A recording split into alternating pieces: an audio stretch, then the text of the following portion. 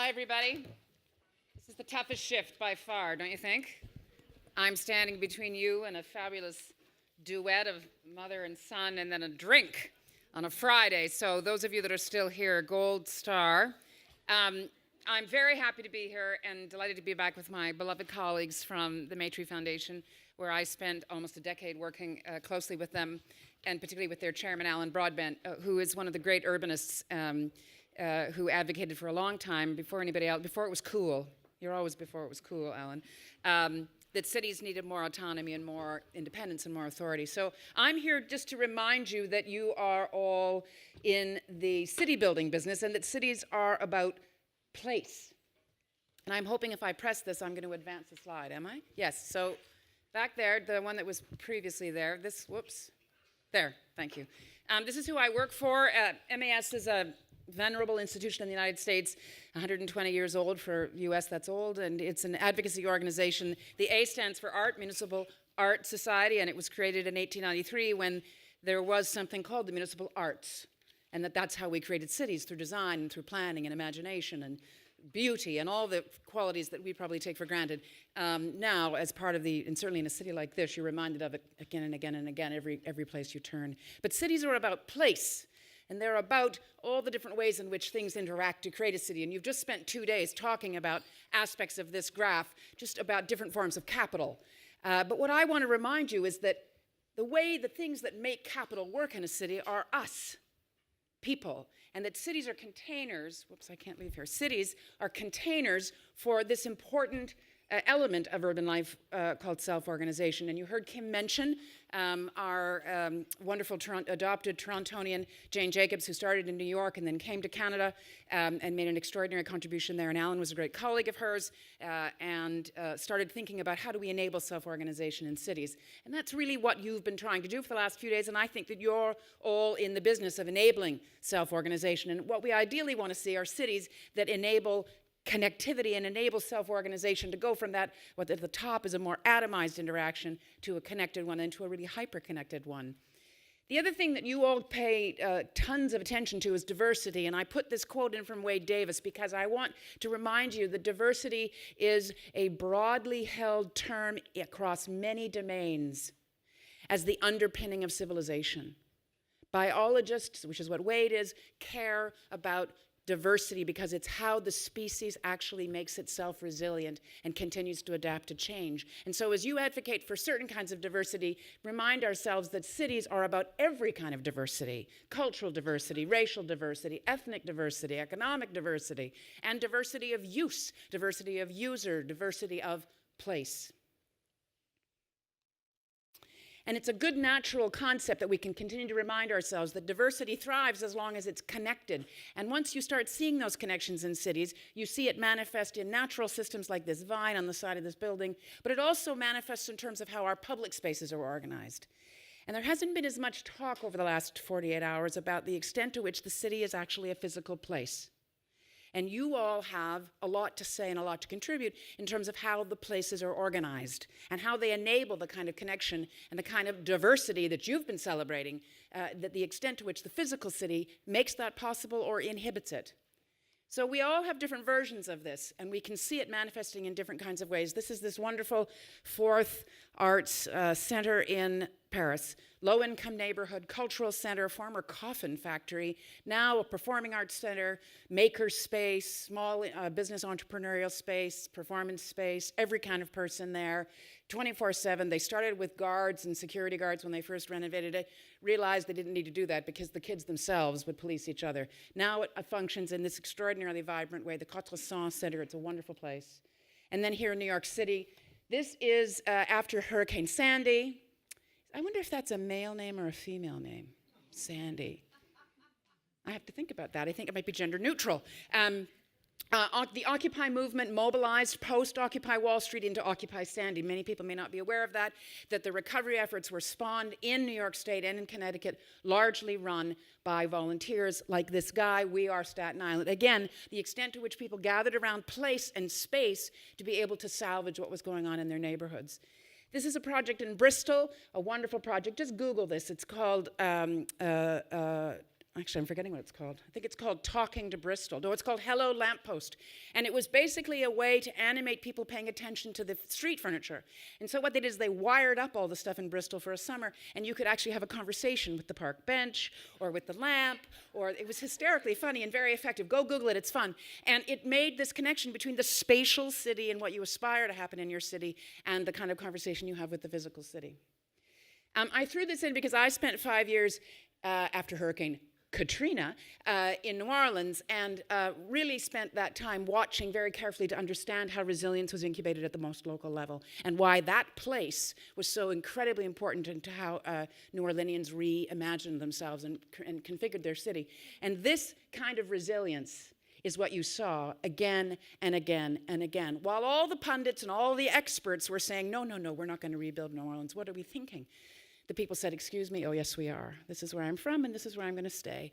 And I saw this piece and I always am reminded of the unbelievable resilience at the most personal level. Anybody know what this is? I mean, you know what it is, but anybody know where it is? Could be anywhere, really. It could be anywhere, certainly in the Southern Hemisphere. This is Medellin, Colombia, and this is where the World Urban Forum was this year. I don't know how many of you were there. It was in the spring. I was fortunate to be there because MAS has a program around hooking up with other practitioners doing interesting work around livability and resilience, and we took a tour into some of the lower income communities called favelas or slums or whatever we call. And this is the Medellin developed with all the commercial life down in the valley, and then all these lower income neighborhoods went up the sides of the mountains. And of course, the great intervention, which many of you may have heard about, which really illustrates why the way we actually structure physically cities matters, is that they realized that the lower income communities up at the tops of the mountains couldn't get down. They couldn't get down to work, and they couldn't get down to school. It took them too long. The passageways were too narrow. So what did they do?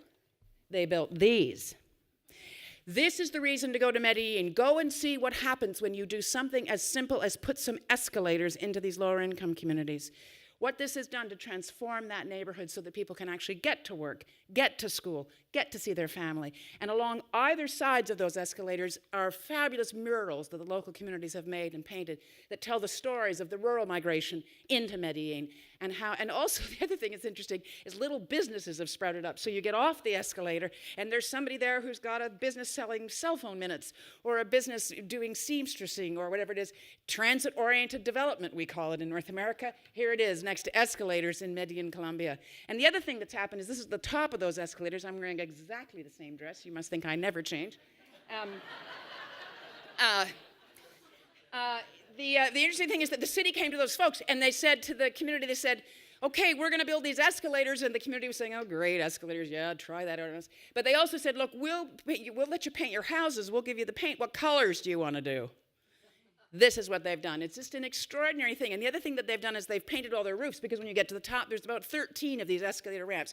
And as you're coming down, you see people's roofs. They're sort of steel, corrugated steel. So people have painted those too. It's just an extraordinary piece of intervention. I'm just trying to underscore again and again the way cities actually self-organize. In the United States, we have these arbitrary things called states. I think we have them everywhere. You have them in Canada, provinces. You have them in other parts of the world, counties. They're fairly arbitrary in the way that they operate. And so part of what I think we have to think about with urban life, which is why I'm so glad you called it cities of migration and not communities of migration, is that the local unit really is determined by economics and by social kinship ties.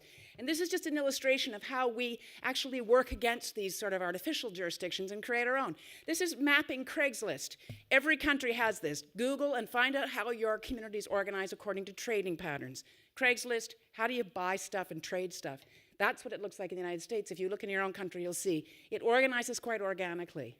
Similarly, digital technology is helping us understand that self-organization propels itself in spite of what governments might do. So now the largest proprietor of accommodation around the world, Airbnb. It's taken them 10 years to be able to have 500,000 units of housing as inventory that basically allow people to stay in their properties, rent them out if they can't afford their own mortgage, and for you and I to have a different kind of travel experience. Airbnb, and at the moment Airbnb continues to be illegal in 70 or 80% of the cities that it operates in, because our municipal governments haven't quite got there yet to understand that this is actually a viable way to accommodate people, to sustainably accommodate people and help people stay in the homes that they'd like to live in. I always pull this because this is just a fabulous little adage. This is a very conservative columnist. I don't know if Doug's still here, whether he'd agree with me. David Brooks is one of the reasons to read the New York Times, and he was a great Jane Jacobs fan, and he continually tries to emphasize with people, particularly people that are fascinated with public policy and think that only big, large systems are the answer, that really when it comes down to it, you look to the local and you trust the local, that you always try to look at the particular solutions and try to avoid always looking for big, simple, one-size-fits-all answers. So I just want to leave you with this, and then I'm going to turn specifically to what you've been talking about here. When we were in Medellin, Colombia, we had these fabulous temporary tattoos, which thousands of people lined up for us to put on their shoulders and arms and different parts of their body, just to remind us that we are all city builders. I think, Ratna, you quoted Livingston when you, I think, on Wednesday night, that cities may be humanity's greatest invention, or something to that effect. And I think we need to think carefully about that we're in this great business together of creating combined shared life. It's going to only get more intense. It's going to become more and more demanding for us, and we're all in it. And I want to just remind you that that those who come at life from a rights-based perspective, which I think many of you do, need to remember that actually urban life is place-based. And so as much as you want to focus on the larger entitlements and the broader issues, and I know you're all, one person quietly applauding me, thank you. Two people. That as much as we want to focus on federal policies and immigration and the larger pieces of issues of things that are concerning you, not suggesting they're not important, of course they are, but just to remind you that where the rubber literally hits the road and where people's authentic experience of their attachment to who they are and how their life gives them meaning and a sense of belonging and why they attach and want to have any kind of association, whether it's a national association or a cultural association, where that is felt is where they live. And so it's extraordinarily important for us to take seriously what the physical environment looks like and how we as stewards of the city are enabling that for people who are just arriving or have been there for several generations. We need to remind ourselves that the city is the great communal experience. It's how we create the civic commons. And isn't it fabulous that around the world we are increasingly voting yes to live in adjacency with one another, to be more proximal and to have more common life and more shared life. This is one last plug, and then I'm going to go to the slides that the organizers have asked me to speak to. There is a campaign, a global campaign, to try to get the new Millennium Development Goals to focus on cities. So in your spare time, just Google this, #UrbanSDG, and have a look. There is a concern, and you probably run into it all the time, and perhaps you don't think about it as much as urbanists like me do. There is still a concern that nationally cities are invisible, and that policies between nation states continue to ignore what's really happening and the practical things on the ground and tend to focus on esoteric, large, ambitious goals. And they forget that actually it's going to be won and lost in cities. And so this campaign to try to get the UN and the UN nations to focus on cities as the place, all we want is one of the Sustainable Development Goals to be urban. Google that.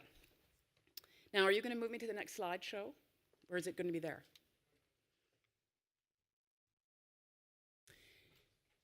So this tells you a little bit about who you are. And this is who you are. There were, I gather, there should be a number there. Whoops, there we go.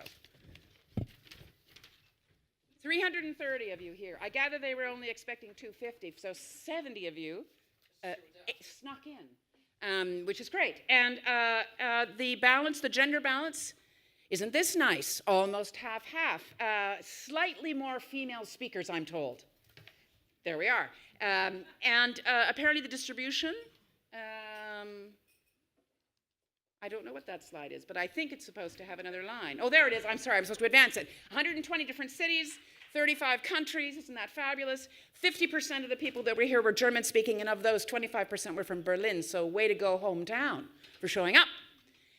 The sectors distributed as this: 20% academic, 3% private.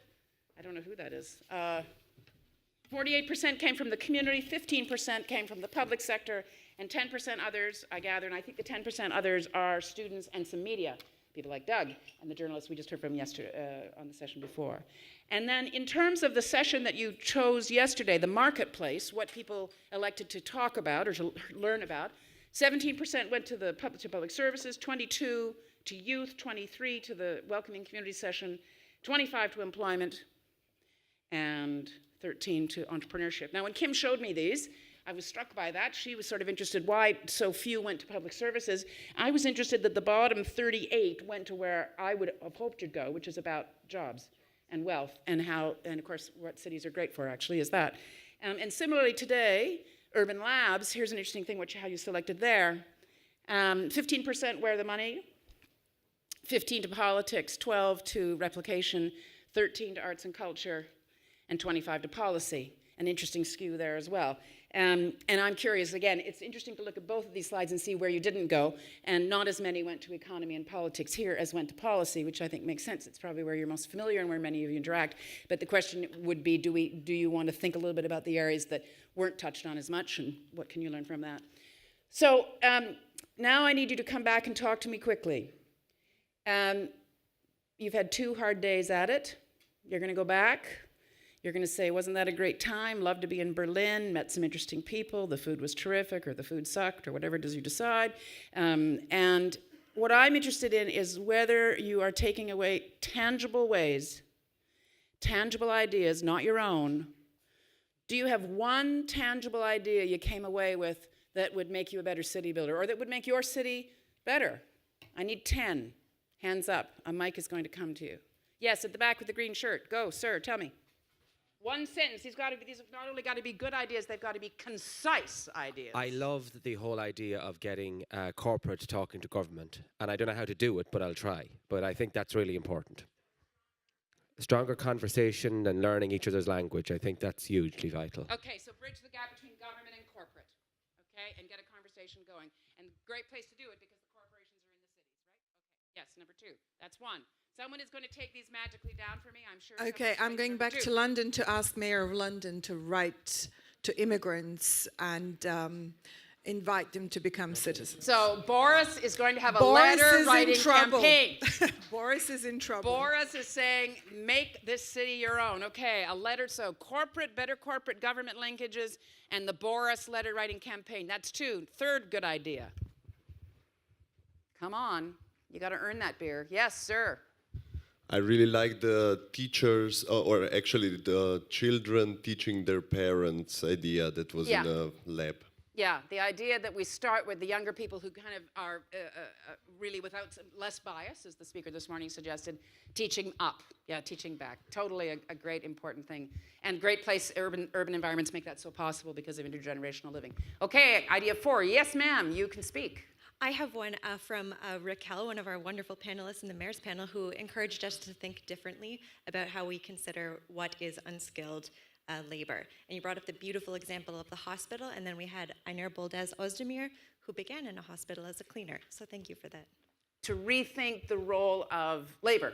Of unskilled. Unskilled labor, of unskilled. Yeah, we've got to try to find a way to make it not something. It's got to be, says it's what it isn't. We need to figure out what it is. What is it? Other skilled. Something like that. Okay, number 5. Yes, microphone up here. It's about diversity, really, what you're talking about, those skills. Essential labor. Yes, I mean, in terms of housing, we talk in Britain about, in North America, we talk about affordable housing, we talk about social housing, public housing. You talked about key worker housing, which all of a sudden spun it a whole different way, just like you're suggesting, essential labor. Okay, number 5. Yes, number 5. The idea and the lecture about biases of good people who make decisions. How do we diffuse biases of people who are decision makers? This is something we need, and I'm going to work with that to implement on various occasions of training, and also training for decision makers in order to rethink the pattern how they make their decisions. So look out, decision makers, you're after them. You're going to retrain them. Okay, number 6. Come on, we're going to squeeze out 4 more I was at 5. More ideas, tangible ideas. Yes, number 6. So in relation to storytelling, the Welcoming Tennessee initiative really focused on identifying core values amongst the immigrant community as well as core Southern values. So my goal in Detroit was to do a series of kind of focus groups, just getting people's feedback, but now tailoring those questions to really identify core values around what it means to be a Detroiter and identifying the overlap to use in a marketing strategy. Yeah, that's great, to get them to hear one another and then get some momentum. Okay, number 7, 4 more ideas coming. I'm hoping somebody's going to talk about the spatial city. Somebody. Who's number 7? You got a spatial city one for me? Or do you not live in the city? I don't know if it's written with C or with T. Yeah, okay, I'll take because either. With C, it's tangible. Go. Now, what I wanted to say, I think we need to widen our umbrella. We need urban and pagan MDGs and SDGs. Yes. Yes, that's just you. Yes, the UN would love you. Because that's what they want to do. That's the concern, that somehow it's a zero-sum game, and that somehow if we say, oh, cities, the world is cities are important, we're somehow saying, and you rural, piss off. It doesn't have to be that way, does it? It can be both and, right? It can be both and. In fact, if we strengthen the cities, and we make sure that cities are habitable and livable and all those things, it actually does more to preserve the hinterland and to keep rural life rural. So I'm with you, brother. Let's hope that the UN can see that. The problem is they tend to think, because of course they're voters, mostly rural. They think, if I spend too much time emphasizing cities, I'm going to alienate all those other folks. So we've got to try to find a way for it to be both, right? I hear you. Okay. 8, 9, 10, 3 more ideas. Yes, who's got one? Yes, at the back there. Blue shirt. Sir, the mic is coming to you.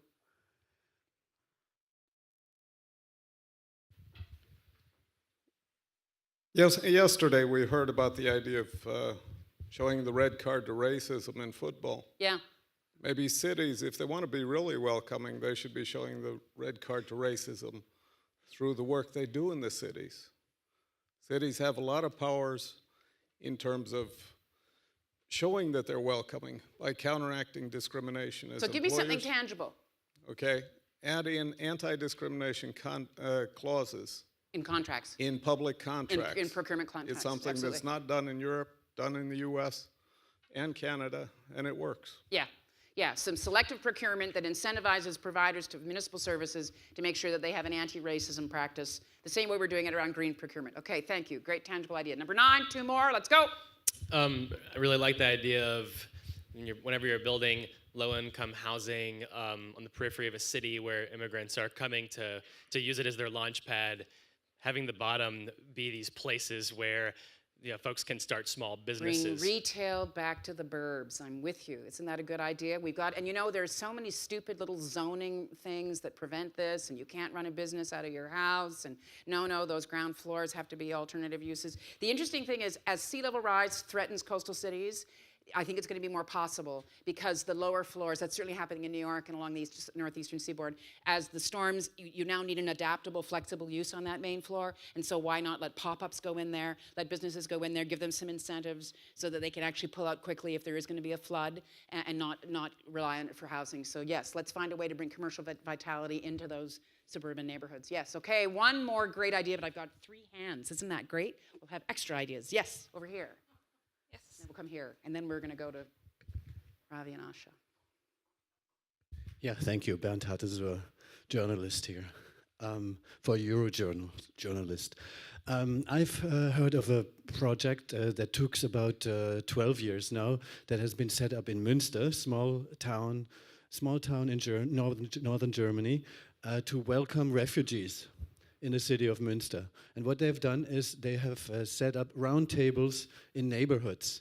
And they have put around the round tables all kinds of representatives of the civil society, of churches, and so on.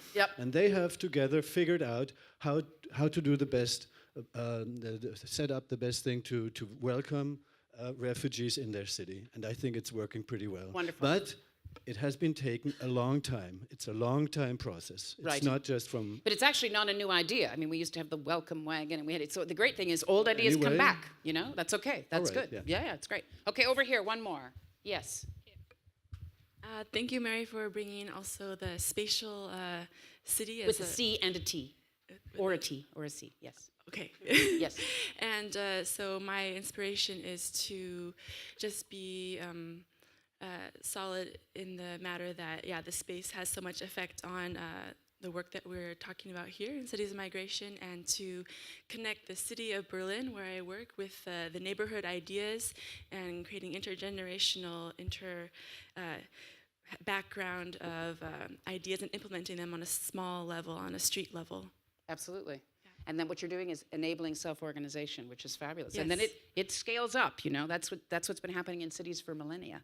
So you do it locally and then it grows. That's great. Okay, anybody have anything else? Anybody who's got the one last fabulous idea, or are we done? All right. So would you welcome, please, mother and son. They're going to tell us what happened when they went to Bombay. Would you welcome back Ravi and Asha?